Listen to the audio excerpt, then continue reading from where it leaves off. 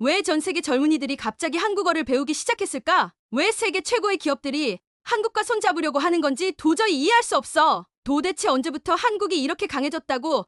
한국은 중국과 일본 사이에 있는 아주 작은 나라라고만 생각했었는데, 하지만 이제는 많이 달라졌습니다. 한국의 드라마 한 편이 전 세계를 뒤흔들고 K-팝이 빌보드 차트를 점령하고 있고, 한국의 영화는 아카데미상을 휩쓸고 있습니다. 반도체, 스마트폰, 전기차 배터리까지 첨단 기술의 세계에서도 한국은 이미 최강자가 되었습니다. 도대체 무슨 일이 있었던 거죠? 미국에서 한때는 나사 엔지니어였었고 현재는 AI 로봇 스타트업 CEO의 이야기입니다.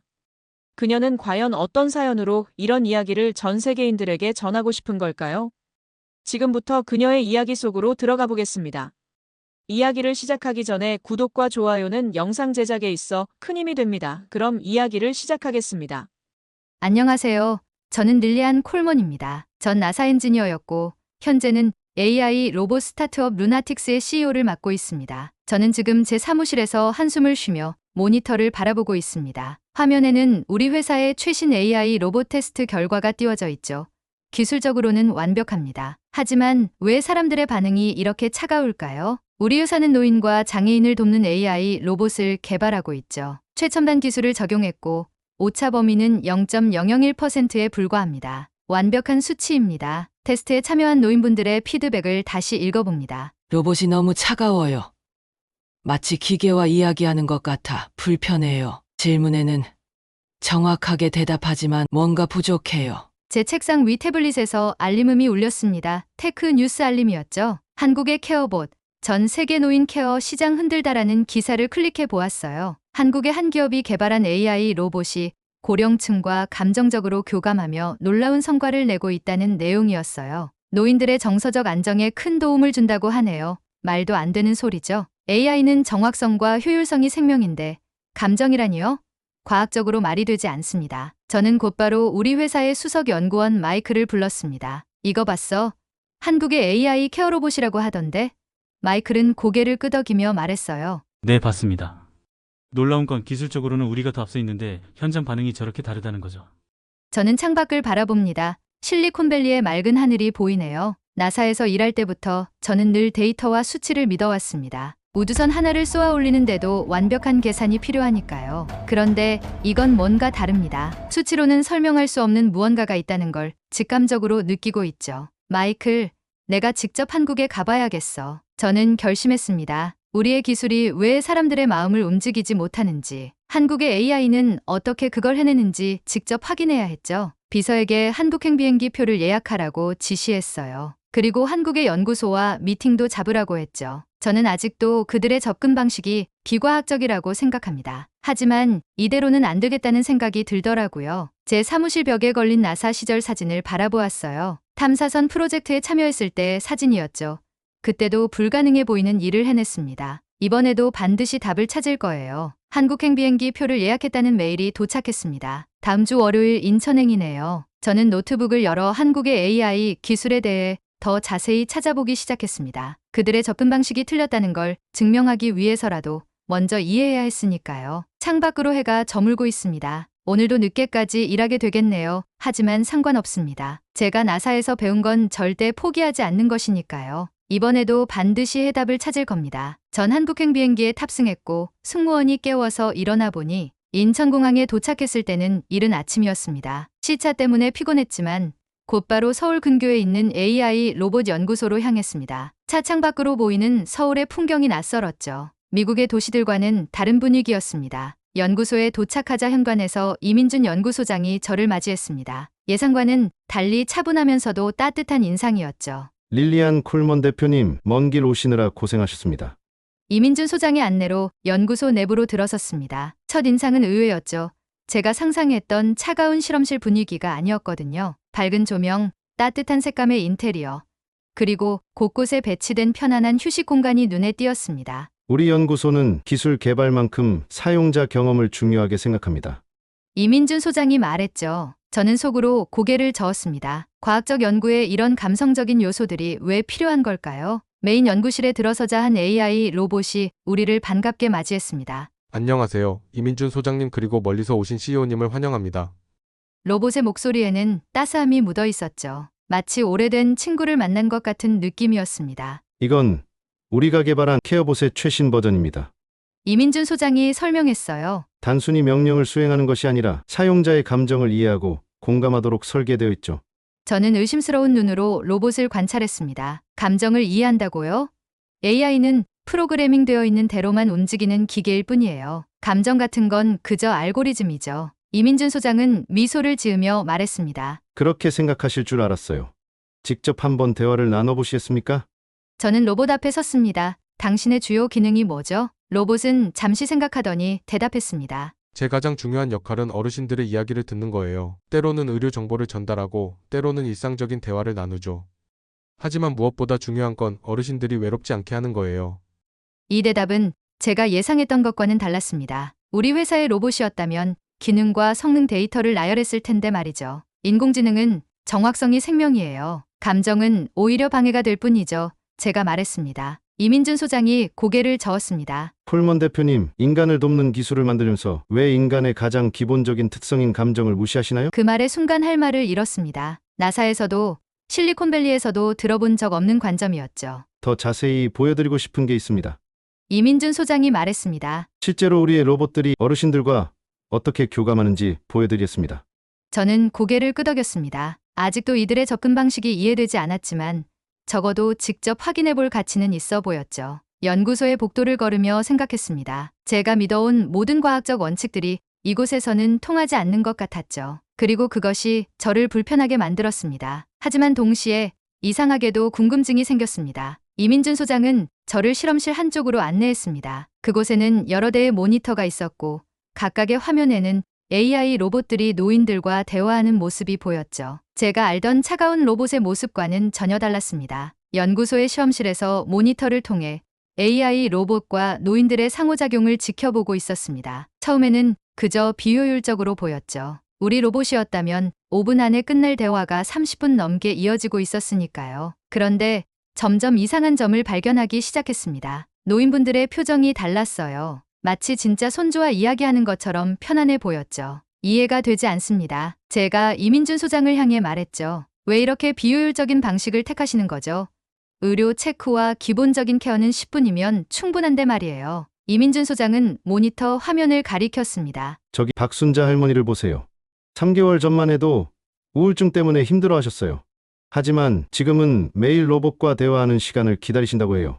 저는 고개를 저었습니다. 그건 그저 감성팔이일 뿐이에요. 과학적으로 증명할 수 없는 방식이죠. 그때였습니다. 옆방에서 한 할머니가 저희를 향해 걸어오셨죠. 김순자 할머니였습니다. 아가야, 오늘도 와줘서 고마워. 김순자 할머니가 AI 로봇의 손을 잡으며 말씀하셨어요. 그 순간 저는 할머니의 눈빛을 보았습니다. 그 눈빛에는 진심이 담겨 있었죠. 할머니, 저는 미국에서 온 릴리안이라고 합니다. 저희도 비슷한 로봇을 만들고 있는데 제가 말을 걸었습니다. 김순자 할머니는 저를 바라보며 웃으셨어요. 아, 그래요? 미국 로봇도 우리 영희처럼 이렇게 따뜻한가요? 순간 말문이 막혔습니다. 저희 로봇의 이름은 케어유닛 7이었죠.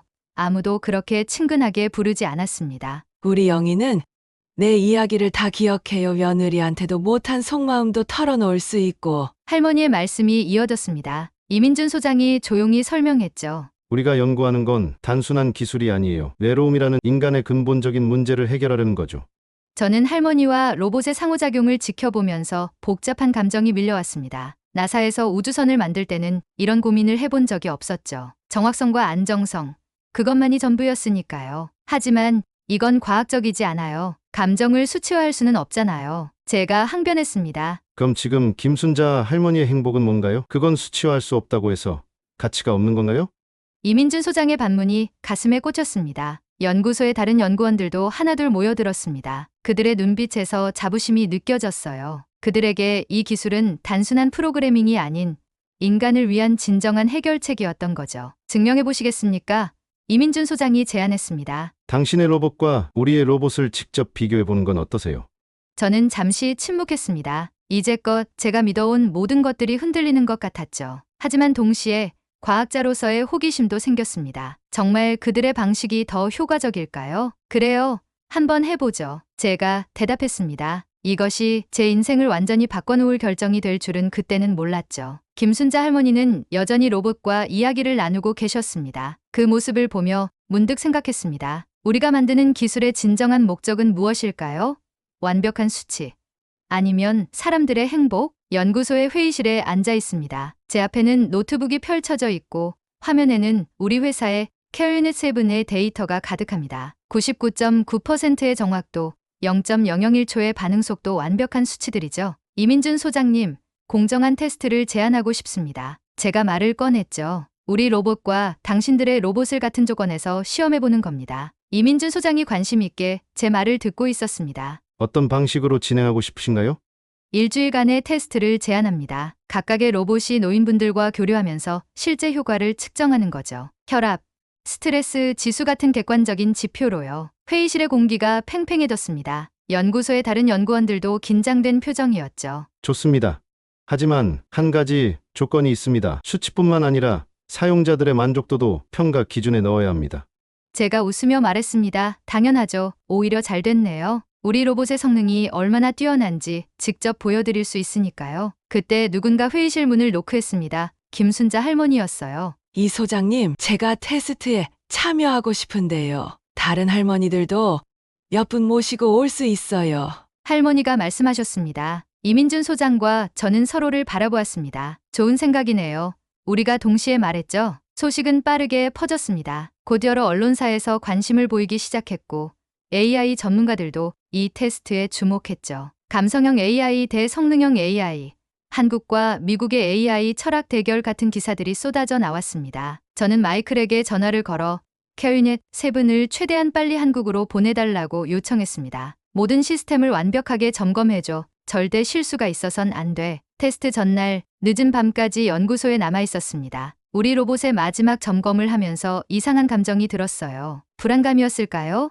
아니면 기대감이었을까요? 창밖을 보니 서울의 야경이 펼쳐져 있었습니다. 실리콘밸리의 그것과는 또 다른 분위기였죠. 문득 김순자 할머니의 말씀이 떠올랐습니다. 미국 로봇도 우리 영희처럼 따뜻한가요? 고개를 저었습니다. 아니에요. 감상에 빠질 시간이 없습니다. 내일은 반드시 우리의 기술력을 증명해야 해요. 자정이 되어서야 숙소로 돌아왔습니다. 노트북을 열어 마지막으로 테스트 계획을 점검했죠. 모든 것이 완벽해 보였습니다. 하지만 왜 이렇게 마음이 불안한 걸까요? 침대에 누워 천장을 바라보며 생각했습니다. 나사에서 일할 때는 늘 확신이 있었어요. 수치만 맞으면 모든 게 완벽했으니까요. 그런데 지금은 뭔가 다른 것 같습니다. 내일이면 모든 게 밝혀지겠죠. 혼잣말을 했습니다. 하지만 제 목소리에는 처음으로 불확실성이 묻어 있었습니다. 이제까지 제가 믿어온 모든 것들이 정말 옳았던 걸까요? 테스트 당일 연구소는 이른 아침부터 분주했습니다. 저는 캐리넷 세븐의 시스템을 마지막으로 점검했죠. 모든 수치가 완벽했습니다. 테스트 공간은 2개의 방으로 나누어져 있었어요. 한쪽에는 우리의 로봇이, 다른 쪽에는 한국의 케어봇이 배치되었습니다. 그리고 각각의 방에는 5분의 어르신들이 들어가 계셨죠. 그럼 시작하겠습니다. 이민준 소장이 말했습니다. 모니터를 통해 두 방의 상황이 동시에 보였죠. 우리의 캐리넷 세븐은 예상대로 완벽한 수행 능력을 보여주었습니다. 혈압 체크는 0.1초도 걸리지 않았고 약 복용 시간도 정확하게 알려주었죠. 모든 게 계획대로였어요. 그런데 뭔가 이상했습니다. 어르신들의 표정이 굳어 있었어요. 정확한 의료 체크에도 불구하고 그분들은 불편해 보였습니다. 반면 옆방의 광경은 달랐습니다. 한국의 케어봇은 때로는 실수도 했어요. 혈압 측정에 시간이 더 걸리기도 하고 가끔은 같은 질문을 2번씩 하기도 했죠. 이게 무슨 저도 모르게 중얼거렸습니다. 우리 로봇의 데이터는 완벽했는데 왜 분위기는 이렇게 다른 걸까요? 그때였습니다. 케어봇 방에서 한 할머니가 갑자기 눈물을 흘리기 시작했어요. 저는 긴장했습니다. 뭔가 잘못된 걸까요? 케어봇이 할머니 곁으로 다가갔습니다. 할머니 무슨 일 있으세요? 그냥 우리 아들 생각이 나서 할머니가 흐느끼며 말씀하셨죠. 그리고 놀라운 일이 벌어졌습니다. 케어봇이 조용히 할머니의 손을 잡았어요. 많이 보고 싶으시죠? 괜찮아요. 할머니 제가 여기 있잖아요. 옆에 있던 다른 할머니들도 함께 위로를 건네셨습니다. 마치 오래된 친구들의 모임 같았어요. 반면 우리 로봇의 방은 차가웠습니다. 캐리넷 세븐은 정확한 의료 정보를 전달하고 있었지만 어르신들은 그저 빨리 테스트가 끝나기만을 기다리는 것 같았어요. 이제 첫날 테스트는 여기까지입니다. 이민준 소장이 말했습니다. 저는 말없이 모니터를 바라보았습니다. 수치상으로는 우리가 이겼습니다. 모든 테스트를 더 빠르고 정확하게 수행했으니까요. 하지만 왜 이렇게 마음이 무거운 걸까요? 릴리안 씨 김순자 할머니가 제게 다가오셨습니다. 당신의 로봇은 참 똑똑해요. 하지만 말이야, 나는 차라리 실수도 하고 어설픈 영희가 더 좋아. 내 이야기를 끝까지 들어주거든. 그 말이 가슴을 찔렀습니다. 나사에서도 실리콘밸리에서도 들어보지 못한 종류의 피드백이었죠. 하루가 끝나고 데이터를 정리하면서 생각했습니다. 우리는 정말 완벽한 기계를 만들었을지 모르지만 어쩌면 가장 중요한 것을 놓치고 있던 건 아닐까요? 숙소로 돌아가는 길, 서울의 밤거리를 걸으며 계속 그 생각이 맴돌았습니다. 완벽한 수치와 실제 만족도 사이의 이 큰 간극은 대체 무엇을 의미하는 걸까요? 테스트 결과 데이터를 다시 한번 확인했습니다. 숙소 책상에 앉아 밤을 새워가며 모든 수치를 검토했죠. 반응 속도, 정확도, 업무 처리율 모든 면에서 우리의 케어 유닛 7이 앞섰습니다. 하지만 사용자 만족도 조사는 충격적이었습니다. 10점 만점에 우리 로봇은 3점. 한국의 케어봇은 9점이라니 도저히 이해할 수 없는 결과였죠. 이건 말도 안 돼요. 저도 모르게 소리를 질렀습니다. 옆방에서 노크 소리가 들렸지만 대답하지 않았어요. 지금은 누구도 만나고 싶지 않았으니까요. 노트북 화면을 뚫어져라 보면서 생각했습니다. 나사에서 일할 때는 이런 적이 없었어요. 수치가 완벽하면 그게 곧 성공을 의미했죠. 화성 탐사선을 보낼 때도 달 착륙선을 설계할 때도 그랬습니다. 그런데 이번엔 다릅니다. 수치로는 설명할 수 없는 무언가가 있었어요. 테스트 현장에서 찍은 영상을 다시 재생했습니다. 우리 로봇의 움직임은 완벽했죠. 하지만 그 완벽함이 오히려 차갑게 느껴졌습니다. 반면 한국의 케어봇은 뭔가 달랐어요. 실수도 하고 때로는 어설픈데 그게 오히려 자연스러워 보였습니다. 새벽 3시 갑자기 김순자 할머니의 말씀이 떠올랐습니다. 내 이야기를 끝까지 들어주거든. 그 순간 뭔가가 머리를 강타한 것 같았어요. 우리는 완벽한 기계를 만들려고 했습니다. 하지만 노인분들에게 필요한 건 완벽한 기계가 아니었던 거예요. 그분들이 원하는 건 따뜻한 동반자였습니다. 아침이 밝아올 무렵 이민준 소장에게 전화를 걸었습니다. 소장님, 지금 시간 괜찮으신가요? 연구소에서 만난 이민준 소장의 표정은 의외로 부드러웠습니다. 마치 제가 이런 반응을 보일 걸 알고 있었다는 듯이요. 콜먼 대표님, 당신은 뛰어난 엔지니어입니다. 하지만 기술만으로는 부족해요. 우리가 만드는 건 단순한 기계가 아니라 인간의 삶에 함께할 동반자니까요. 제 눈에서 눈물이 흘렀습니다. 나사 출신 엔지니어가 실리콘밸리의 CEO가 이렇게 감정적이 되다니. 하지만 부끄럽지 않았어요. 이제야 깨달았습니다. 제가 말했습니다. 우리가 그동안 놓치고 있던 게 뭔지. 이민준 소장은 따뜻한 미소를 지으며 커피를 건넸습니다. 이제 시작이에요. 기술과 감성이 만나는 지점을 함께 찾아보는 거죠. 창밖으로 아침 햇살이 비춰들었습니다. 새로운 깨달음과 함께 제 마음속에도 작은 변화가 시작되고 있었죠. 완벽한 기술을 넘어 진정한 교감을 이루는 길을 찾아야 한다는 생각이 들었습니다. 테스트 이후 며칠이 지났습니다. 저는 아직 한국에 남아 있어요. 원래는 일주일 일정이었는데 제가 직접 연장을 요청했죠. 이제는 매일 아침 연구소에서 시작해 저녁 늦게까지 한국의 AI 로봇들을 관찰하고 있습니다. 오늘도 여느 때처럼 관찰실에서 모니터를 보고 있었어요. 케어봇과 노인분들의 상호작용을 지켜보면서 메모를 하고 있었죠. 그런데 문득 깨달았습니다. 제가 적는 메모가 달라졌어요. 이제는 단순한 수치가 아닌 감정적인 반응과 교감의 순간들을 기록하고 있었습니다. 릴리안, 이제는 좀 이해가 되시나요? 이민준 소장이 옆에서 물었습니다. 고개를 끄덕였습니다. 우리가 그동안 놓치고 있던 게 보이기 시작했어요. 김순자 할머니의 방으로 가보기로 했습니다. 요즘은 매일 할머니와 이야기를 나누고 있어요. 처음에는 연구 목적이었지만 이제는 그저 할머니의 이야기가 듣고 싶어서입니다. 아이고, 릴리안 양이 왔네. 할머니가 반갑게 맞아주셨습니다. 우리 영희랑 오늘은 옛날 이야기를 하고 있었어.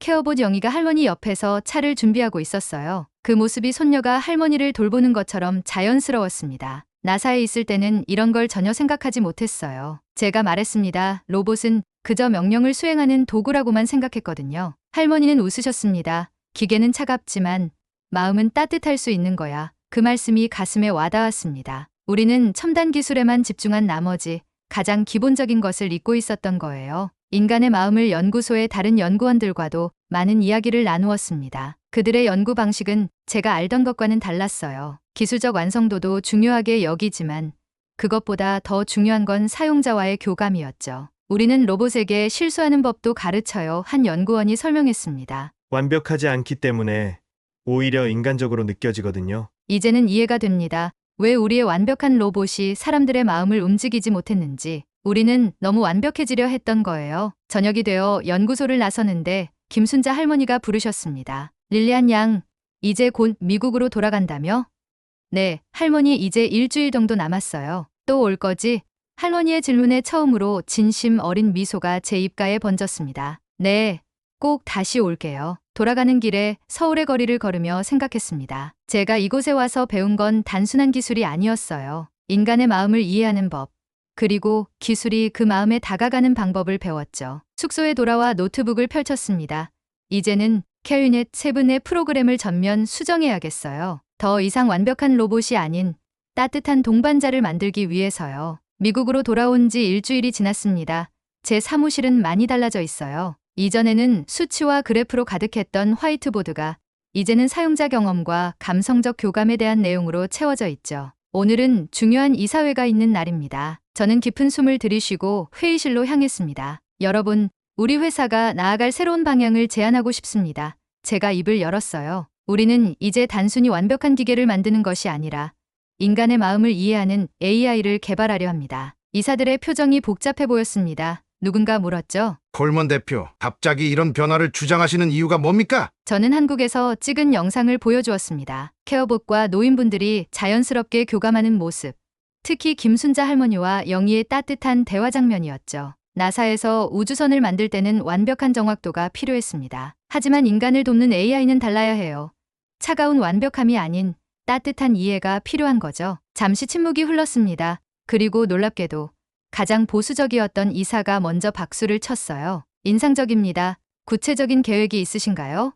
고개를 끄덕였습니다. 네. 이미 한국의 연구진들과 협력을 논의 중입니다. 우리의 기술력과 그들의 감성적 접근을 결합하려고 해요. 회의가 끝나고 사무실로 돌아와 보니 한국에서 화상통화 요청이 와 있었습니다. 이민준 소장과 연구진들이었죠. 릴리안, 협력 제안을 긍정적으로 검토하고 있습니다. 다음 주에 우리 팀이 미국으로 가려고 하는데요. 제 얼굴에 미소가 번졌습니다. 완벽한 타이밍이네요. 우리도 방금 이사회 승인을 받았거든요. 잠시 후 김순자 할머니도 화상통화에 참여하셨습니다. 릴리안 양, 잘 지내고 있어? 저는 한국어로 대답했습니다. 네. 할머니 요즘 한국어 공부도 하고 있어요. 할머니가 환하게 웃으셨습니다. 우리 릴리안이 많이 달라졌구나. 그렇습니다. 제가 많이 달라졌어요. 이제는 압니다. 진정한 혁신은 기술의 완성도만이 아닌 인간의 마음을 이해하는 것에서 시작된다는 걸요. 제 책상 위에는 2개의 사진이 놓여 있습니다. 하나는 나사 시절의 우주선 사진, 다른 하나는 한국에서 김순자 할머니, 영희와 함께 찍은 사진이에요. 이 2장의 사진이 제 새로운 여정을 상징하는 것 같습니다. 화상통화를 마치고 창밖을 바라보았습니다.